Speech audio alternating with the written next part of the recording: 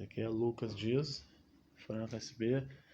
Aí o carro, eu postei a parte 1, tava com qualquer barulho de bateção de martelo, né?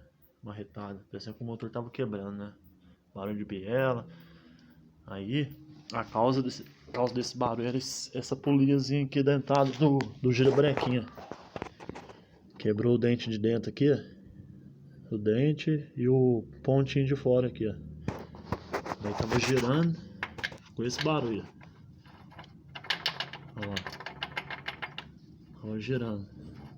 Olha lá, girando direto. E agora eu comprei outra. Zero. Com o dentinho lá de dentro. A câmera também é ruim, mas dá pra ver. E o dentinho de fora. Aquele aqui, bem na ponta. Aí eu montei aqui.